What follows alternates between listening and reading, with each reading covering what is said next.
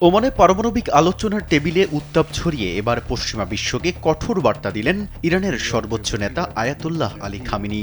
তিনি সাফ জানিয়ে দিলেন, ইরানের জাতীয় শক্তি তাদের ক্ষেপণাস্ত্র বা যুদ্ধবিমানের উপর নির্ভরশীল নয়। তাদের আসল পরমাণু বোমা হল জনগণের ইস্পাত কঠিন ইচ্ছাশক্তি। সোমবার এক টেলিভিশন ভাষণে তিনি সাফ জানিয়ে দেন, বৈশ্বিক পরাশক্তির চাপের মুখে ইরান কখনোই মাথা নোয়াবে না। ১৯৭৯ সালের ইসলামী বিপ্লবের বিজয়বার্ষিকী উপলক্ষে দেশজুড়ে বিশাল শোডাউনের আগে এই ভাষণ দেন খামেনি।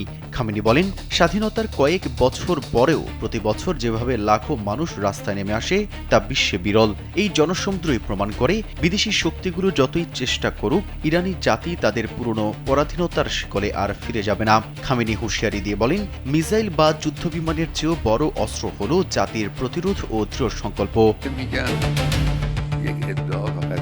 তিনি আরও বলেন, যতক্ষণ পর্যন্ত শত্রুকে হতাশ করা না যায় ততক্ষণ একটি জাতি চাপ ও ক্ষতির মুখে থাকে। কিন্তু ইরানি জনগণ ইতিমধ্যেই প্রমাণ করেছে যে তারা যে কোনো পরিস্থিতিতে অটল থাকতে জানে।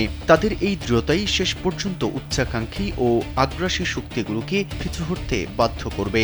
ভাষণে তরুণ প্রজন্মের প্রতিও বিশেষ বার্তা দিয়ে খামেনি বলেন, বিজ্ঞান ও ধর্মপরায়ণতার সমন্বয়ে তরুণরা দেশকে উন্নতির শিখরে নিয়ে যাবে এবং এবারের বিজয় বার্ষিকী বিশ্ব নেতৃবৃন্দকে ইরানি জনগণের সামনে সম্ভ্রমের সঙ্গে তাকাতে বাধ্য করবে।